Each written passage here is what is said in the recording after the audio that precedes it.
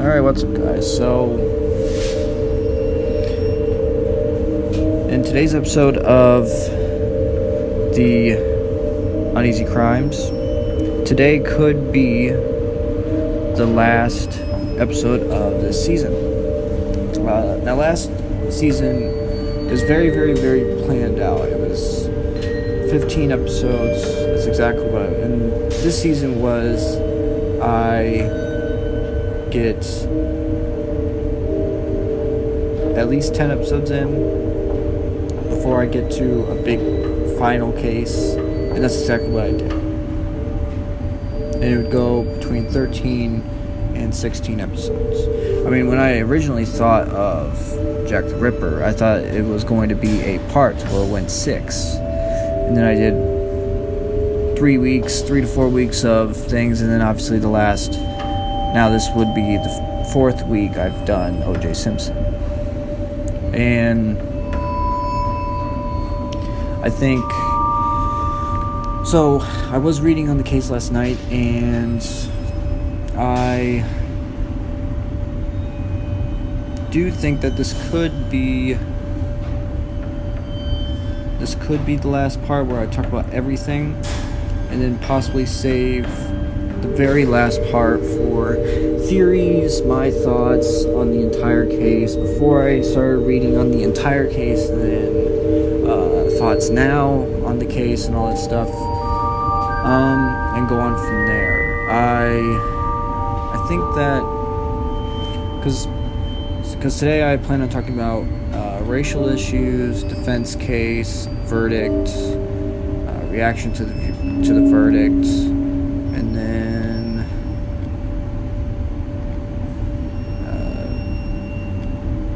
media coverage I'm probably not going to read.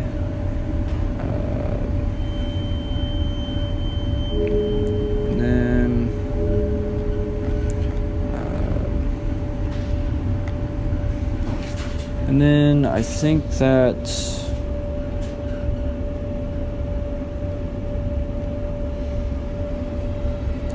I will talk about possibly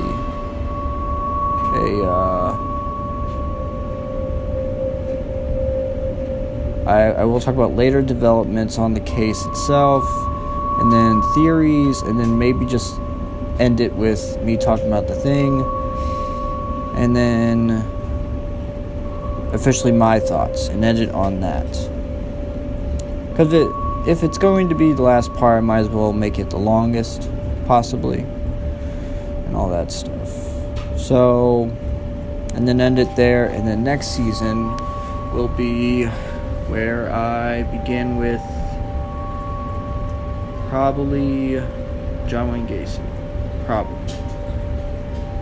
Because I plan on talking about John Wayne Gacy and Ted Bundy next season. I just don't know which one I'm going to start and end with. I don't know which one I'm going to start and end with. And then go on from there. And I will do the crimes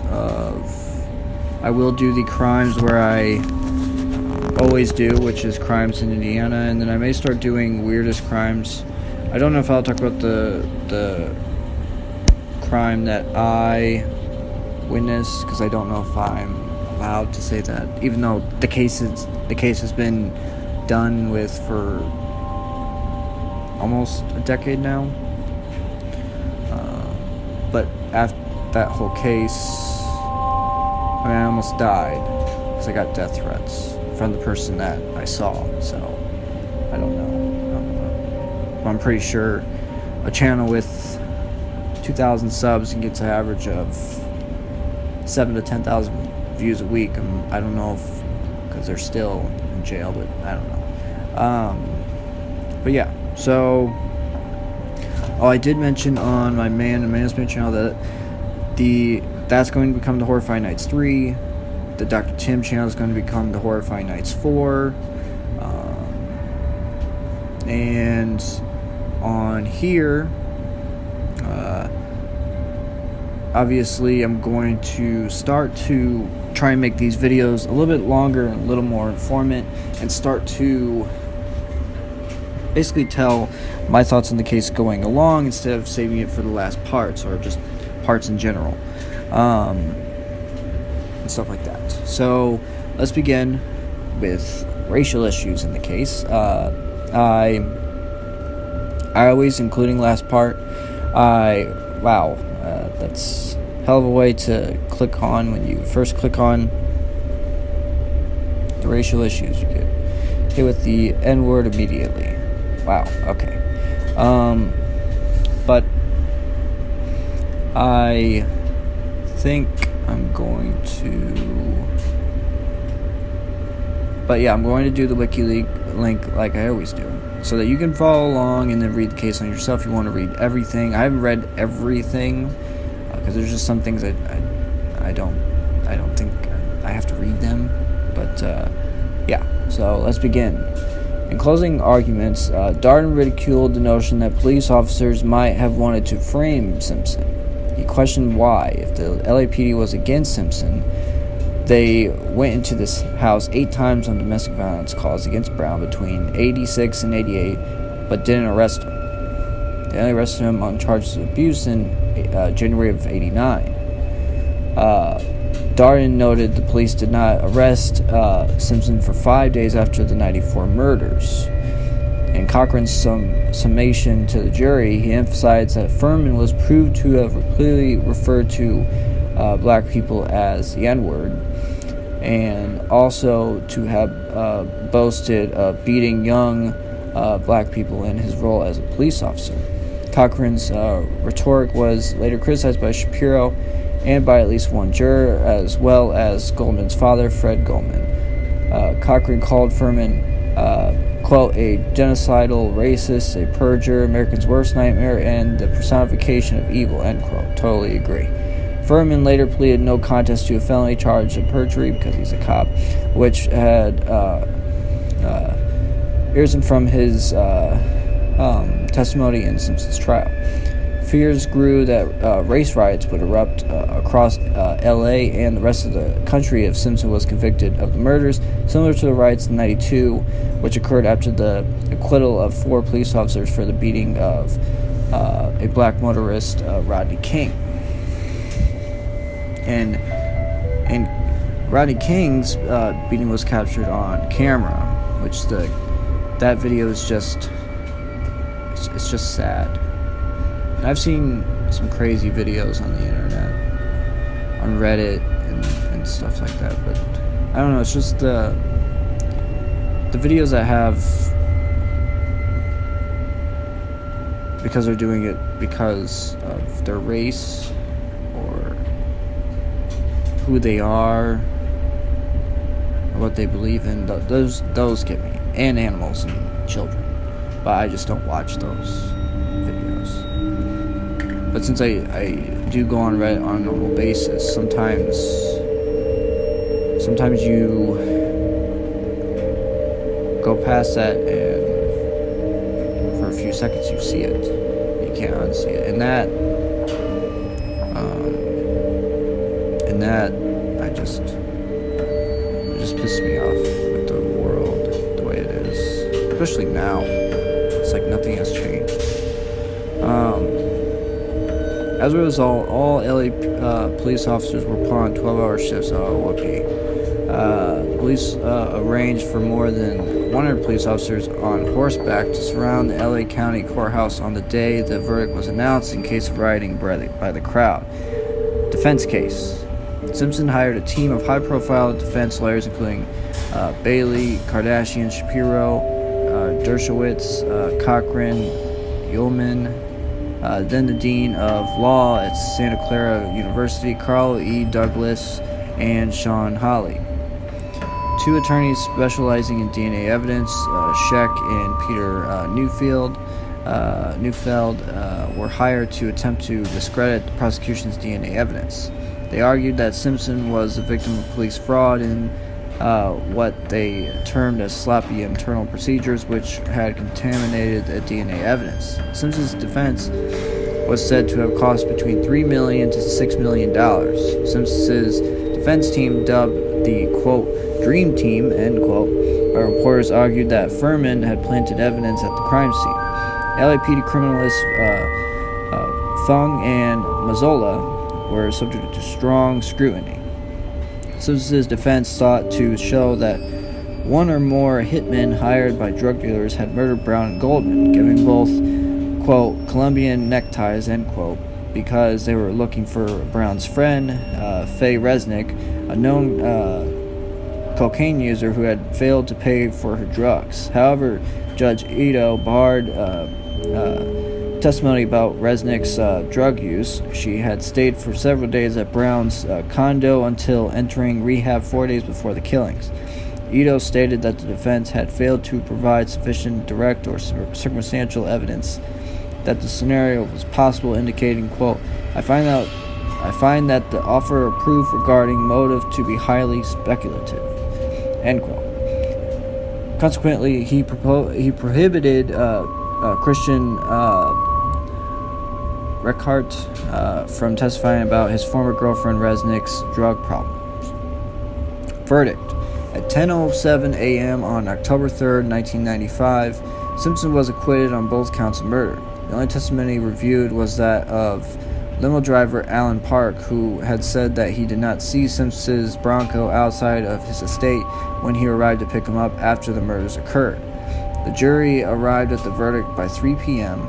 on October 2nd after 4 hours of deliberation, but Judge Ito postponed the announcement. Before the verdict, President Bill Clinton was briefed on security measures if rioting occurred nationwide due to the verdict. An estimated 100 million people worldwide watched or listened to the verdict announcement. Long-distance telephone call volume declined by 58%, and trading volume on the New York Stock Exchange decreased by 41%. Water usage decreased as people avoided using bathrooms. So much work stopped that the verdict cost an estimated $480 million in lost productivity.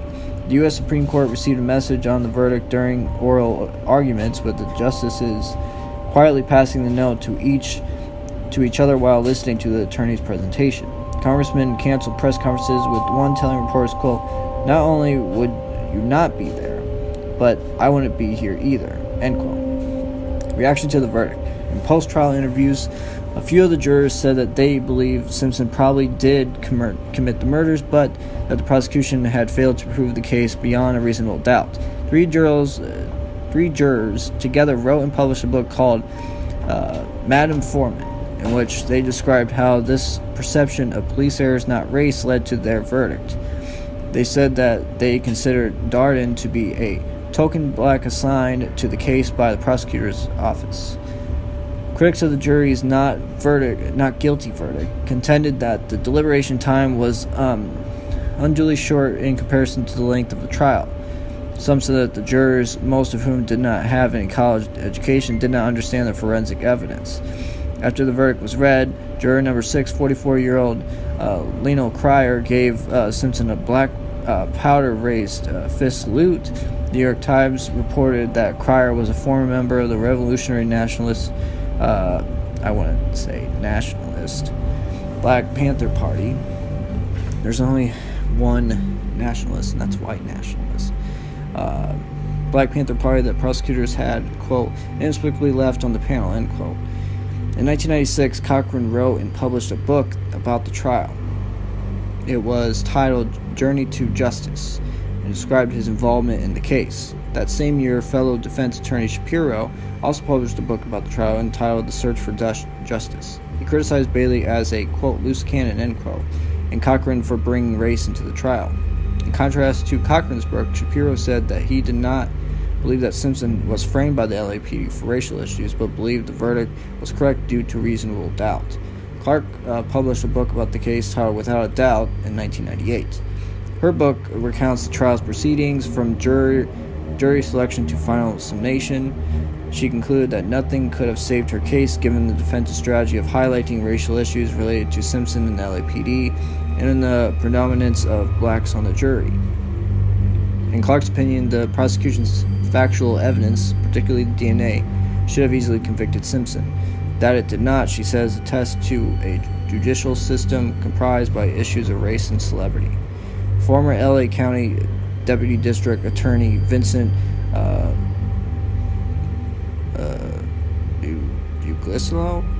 Uglisso? It sounds like a op name. But I think the only thing that Clark was right on is the celebrity thing. I think that is a huge reason why he didn't get in. The number one thing is, God, just every single evidence that could have been used was either contaminated, was either found in a very sketchy way or something like that. So many police errors that it makes some TV shows look realistic. Wrote a book titled Outrage, the 5 Reasons Why O.J. Simpson Got Away with Murder in 1997. Belushi was very critical of Clark and Darden, faulting them, among other reasons, for not introducing the note that Simpson had written before trying to flee. He contended that the note, quote, reeked, end quote, of guilt, and that the jury should have been allowed to see it. He also noted that the jury was never informed about items found in the Bronco. The prosecution said that they felt these items of evidence would bring up emotional issues on Simpson's part that could harm their case, despite the fact that the items seemed as though they could be used for fleeing. Belushi also said that the prosecutors should have gone into more detail about Simpson's domestic abuse, that the prosecution should have presented evidence contrary to the defense's assertion that Simpson was a leader in the black community, and criticized the prosecution's closing statements as inadequate. Belushi also criticized the prosecution for trying the murder in L.A. rather than Santa Monica. During the jury selection process, the defense made it difficult for the prosecution to challenge potential black jurors on the grounds that it is illegal to dismiss someone from the jury for racially motivated reasons. It says here in parentheses, California courts barred preliminary challenges to jurors based on race in People versus Wheeler years before the U.S. Supreme Court would do so in Batson versus Kentucky. End of the parentheses. I'm sorry, anytime I say like Kentucky or Alabama or something like that, I have to say it Southern. Sorry. District Attorney Garcetti's supporters noted that the decision to move the trial was made by the LA Superior Court presiding judge and not by Garcetti. The trial was moved due to security concerns at the smaller facility and the poor physical condition of the Santa Monica courthouse. In a 2010 review, the Metropolitan News Enterprise said Garcetti had, quote, micromanaged, end quote, the trial, and that he had decided to have Simpson try on the gloves in open court that had been recovered at the murder scene and at Simpson's estate. Also, pundits criticized the prosecution for calling Furman to the witness stand in the first place. They criticized the prosecution for lack of due diligence, which should have discovered his earlier racist statements. The DA's office argued that the defense would have called Furman anyway, and that no one knew of the existence of the McKinney tapes until after the trial started. Discussion of the racial elements of the case continued long after the trial's end. Some polls and commentators have concluded that many blacks, while having their doubts as to Simpson's innocence, were more inclined to be suspicious of the credibility and fairness of the police and courts, and thus were more likely to question the evidence. The LAPD had a history of abusing black people in the city, which was emphasized in the Rodney King case. After the civil verdict against Simpson, most whites surveyed said that they believed justice had been served. Most blacks, 75%, disagreed with the verdict and believed that it was racially motivated. An NBC poll taken in 2004 reported that although 77% of 1,186 people sampled thought Simpson was guilty, only 27% of blacks in the sample believed so, compared to 87% of whites. The Simpson case continues to be accessed through the lens of race. In 2016, 538 reported that most black people now think Simpson was guilty. According to a 2016 poll, 83% of white Americans and 57% of black Americans believed Simpson was guilty of the murders, which means that is a 56. Oh no, it's a 30% increase from the previous 12 years or 14 years. Ooh, excuse me. And now the aftermath. In the February 1998 issue of Esquire, Simpson was quoted as saying, quote, "Let's say I committed this crime. Even if I did this, it would have to have been because I loved her very much, right?" End quote. God, oh my God. Alright, so now there was a book called If I Did It. And so basically it was him basically saying if Simpson had did it. And so someone said, quote, "This is a historical case and I consider this his confession," end quote. So on March 11, 2018, Fox broadcast Simpson's previously unaired interview with Reagan, which was part of the book deal in a special titled O.J. Simpson, The Lost Confession. In a decade-old interview, which was supposed to air with the release of the book by Reagan Books, Simpson gave a very detailed hypothesis of how the murders would have been committed if he had been involved, initially using phrases like, quote, "I would," end quote, and, quote, "I think," end quote, but later moved to using first-person phrases with sentences like, quote, "I remember I grabbed a knife," end quote, and, quote, "I don't remember except I'm standing there," end quote, and then, quote, "I don't recall," end quote, and, quote, "I must have," end quote. Due to the changing in phrasing, these comments were interpreted by many as being a form of confession, which stirred strong reactions in print, media, and the internet. Later developments. 2007, as a result of the incident in Las Vegas, Nevada, regarding an attempt to steal materials Simpson claimed were stolen from him, Simpson was convicted of multiple felonies, including use of deadly weapon, to committing kidnapping, burglary, and armed robbery, and sentenced to a minimum 9 years to a maximum 33 years in prison. His attempts to appeal the sentence were unsuccessful, and he resided at Lovelock Correctional Center in Lovelock, Nevada. During his 2013 parole hearing, Simpson was granted parole on all counts except weapons-related and the 2 counts of assault with a deadly weapon. After a July 20th, 2017 Nevada Parole Board hearing voting unanimously 4-0, Simpson was granted parole after a minimum 9-year sentence on the remaining counts for the Vegas robbery, and Sunday, October 1st, 2017, to be his release date from prison on parole. According to Nevada law, if he continues his good behavior, Simpson will have his 33-year sentence reduced by 50% to make September 29, 2022 the end of his sentence. Upon release, Simpson intends to reside near his family in Miami, Florida. Goldman's father and sister, Fred and Kim, did not appear before the board, but stated that they had received about 1% of the $33.5 million that Simpson owes from the wrongful death civil suit.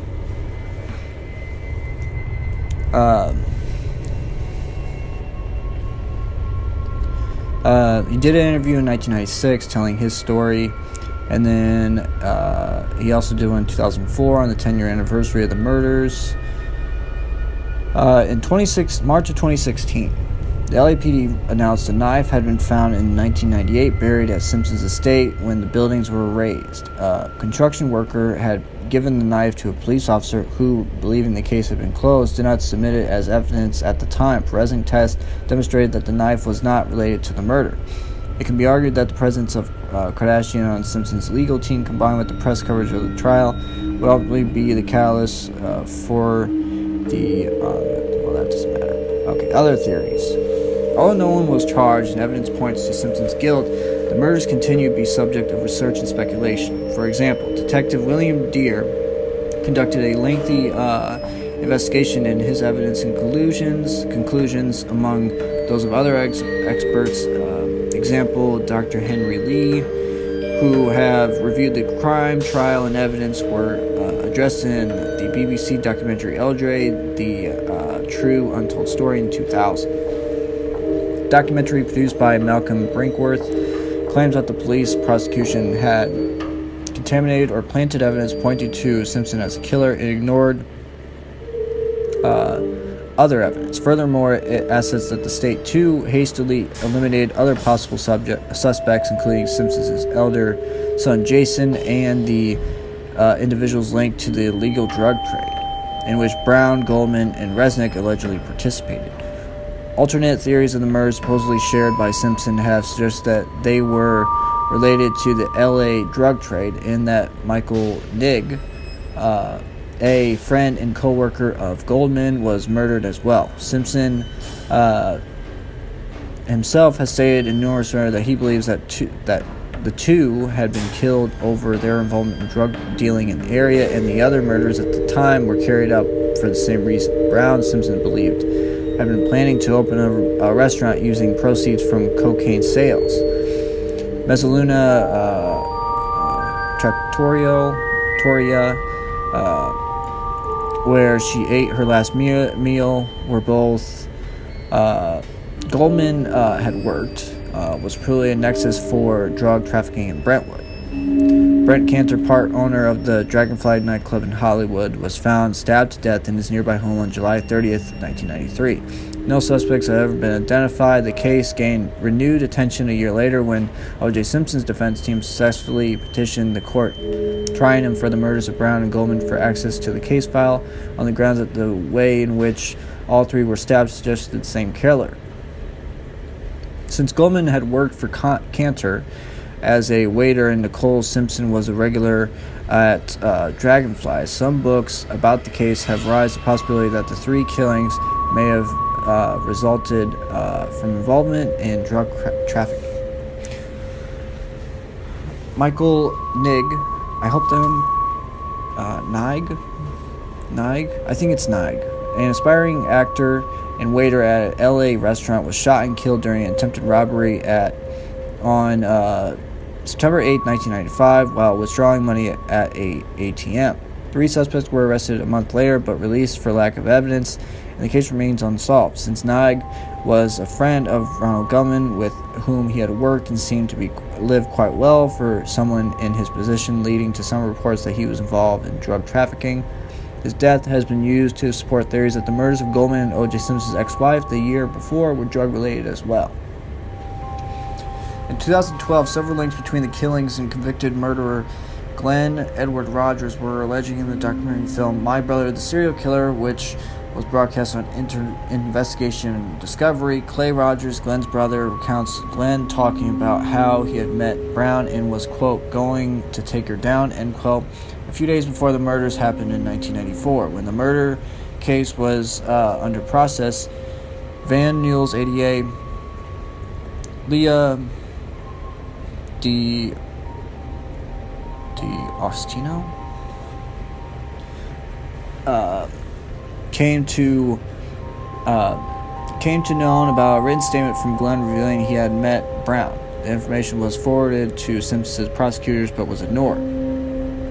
Much later in his years-long correspondence with criminal profiler Anthony Mielis, Glenn also wrote about and created paintings pointing towards his involvement with the murders. During a personal prison meeting between the two, Glenn said he was hired by Simpson to break into Brown's house and steal some expensive jewelry, and that Simpson had told him, quote, "You may have to kill the bitch," end quote. In a filmed interview, Glenn's brother Clay asserts that his brother confessed his involvement. Rogers' family stated that he had informed them that he had been working for Nicole in 1994 and that he had made verbal threats about her to them.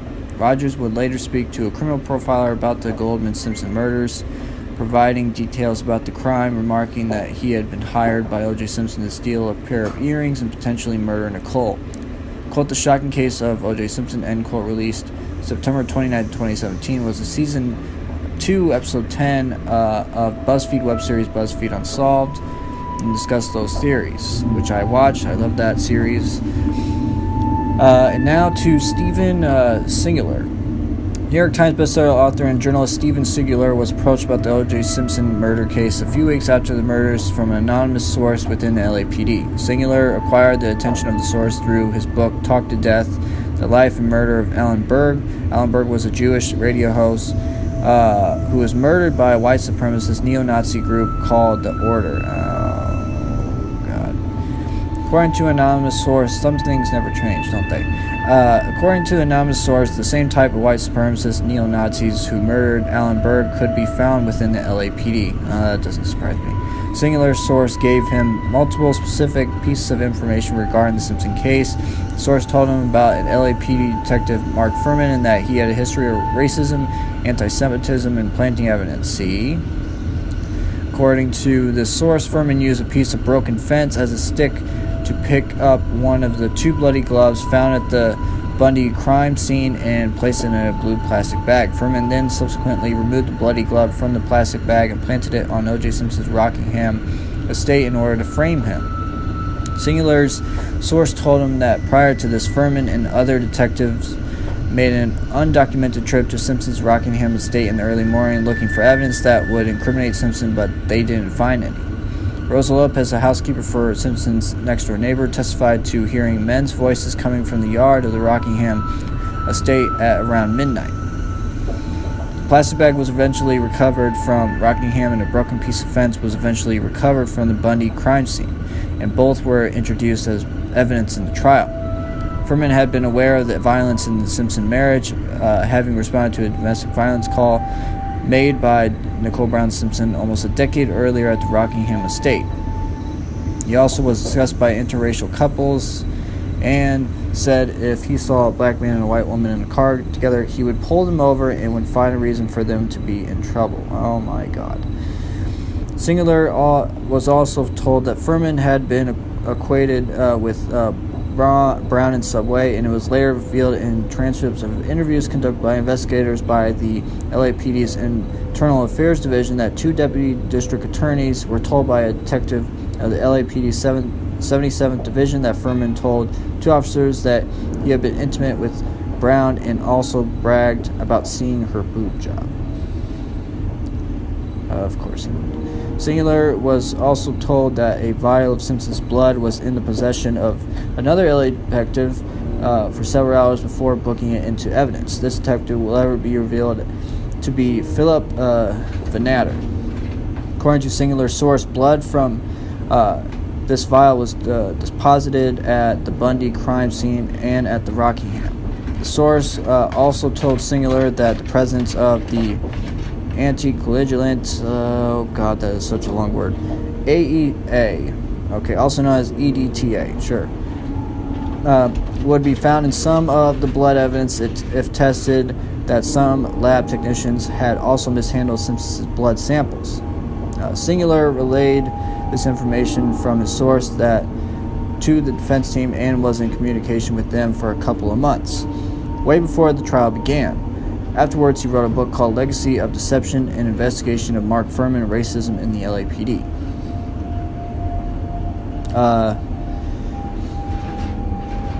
But that is it. That is all the theories. So my theory, I think that some of the evidence was planted by LAPD. I think that there could be some. Obviously, there's racism in the LAPD. There probably still is going on. And I think that if OJ did not do it, which there was evidence to put him there at the scene of the crime, and there was evidence to put them not there. If he did not do it, if he did not kill him, he knew who did it. He knows who did it. And probably someday he will tell who did it. Now, either way, even if he said, yeah, I kill him, this is the way I kill it, he can't be tried again. He can't. And I think that basically anything that Clark could come up with was dead evidence, because it was all done by the LAPD.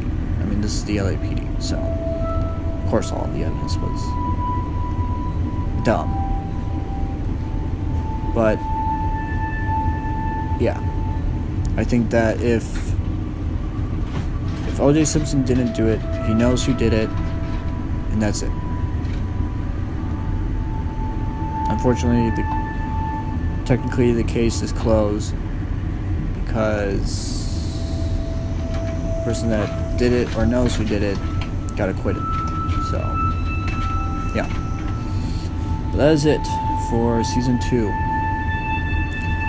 Almost 36 minutes long. Probably after I do all the songs and the editing, it'll probably be over 36 minutes long. This is episode 14, I believe, so there'll probably be 5 recaps. So there will be a 6-week. I'll be taking 6 weeks off, and then in 7 weeks we'll start season 3. We're gonna do Ted Bundy and John Wayne Gacy for like the 2 big cases, and then I will do once again the weird crimes in Indiana and stuff like that, maybe in Oklahoma and Texas and Florida, and go on from there. So that is it. So make sure to like and subscribe, and I'll talk to you guys next season.